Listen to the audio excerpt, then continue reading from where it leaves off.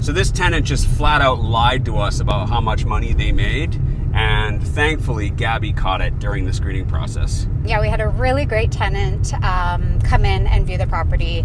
The agent who did the viewing had really nice things to say about them, and it looked like a really promising application that came through. And so... Would you say that you almost accepted them too? Yeah, this should have been an easy, send us your documents, we'll get the lease drawn up this evening. Sorry, we're on a little bit of a bumpy road, guys. Taking you down a windy road.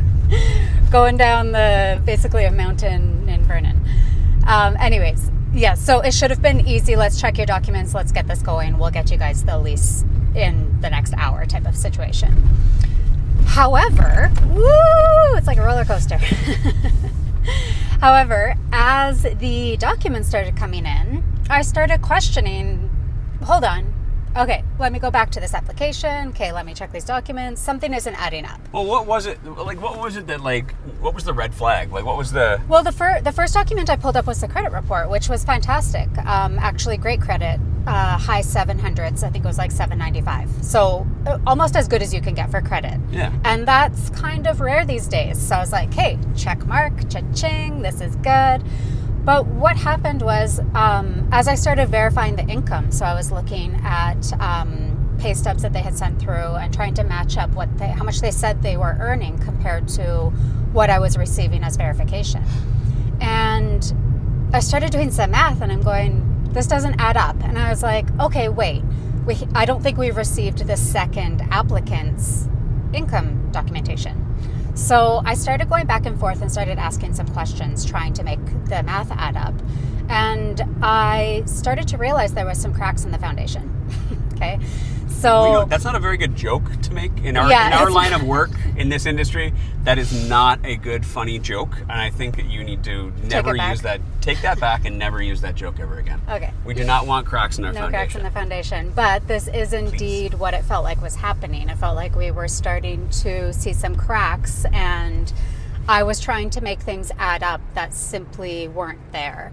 And so, I emailed back and forth asking the question, saying, well, okay, how come the application says this, but I'm looking at these documents, this total plus this total equals this. Where's the other money coming from? And that's when kind of the excuses started to come in. Oh, no, that's not what we meant. Or, oh, no, that's the combined this. And anyways, it started to become clear that they simply did not make the amount of money that they had put on their application. Which, in this case... Was it an honest mistake, though, or...? I don't think so. According to the application, they said that they were making just shy of $10,000 a month, which was great affordability. Great affordability, great credit. This, like I said, should have been a home run. But when I did the math, and what I was trying to make sense, was that they actually only made just shy of $5,000. And when I questioned it, and when I tried to say I think we're missing some documents, this is the total that I'm coming up with, they didn't really have anything to say except that no, you have everything.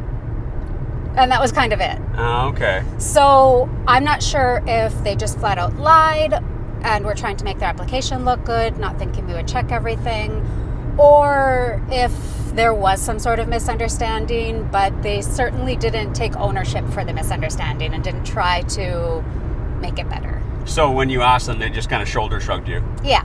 Rather than correcting or making it right? Yeah. So it's more like can we have the keys? Yeah.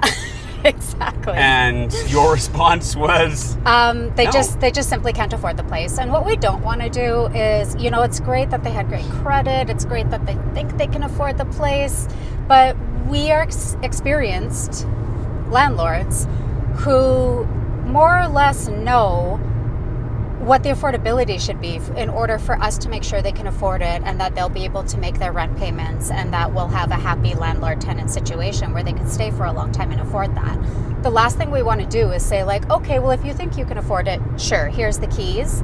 And then we find out, maybe it's 2 months down the road, maybe it's 8 months down the road, maybe, I don't know when it'll happen, but it's more likely than not that there'll come a time where they say we can't afford to pay the rent this month. Cracks in the foundation can sometimes be fine until it starts raining. Mm-hmm. And during a storm is when you see how strong that foundation is, and will those cracks truly hold up and keep the rain out? Yes. And we don't want to take that chance. That could be a vehicle breaking down. That could be somebody getting sick. That could be somebody getting sick and needing to miss a couple weeks of work. There could be many things that can happen that can really impact people's affordability at that moment. And if they aren't making enough to begin with, what's the first thing that they're gonna sacrifice is paying the rent on time. But I'm sorry, I can't believe that they just put $10,000 on the application and then provided proof for only $5,000. Yeah, it was like $4,800. Like, what did you think was going to happen? Yeah. Unless, of course, they just thought, hey, we'll just throw that number in there and see if we can just slide this in, and they won't look. Well, guess what? We do look, and we are experienced, and we are very, very, very knowledgeable on how to properly screen tenants, and that's what we teach our students too.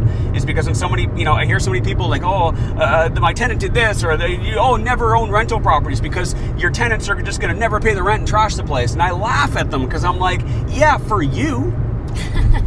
But we know how to screen tenants properly. We know how to look for the proper, the little red flags that we can catch before we let them move in, before we approve them. So that way, I mean, the likelihood of us ever dealing with situations like this are so much lower than for most people. And you need to get the proper education and guidance and coaching in order to learn how to do this properly. And this is what we do, and this is what we teach. And this is just one example of hundreds, if not thousands, of applications that we look at every year where we say no.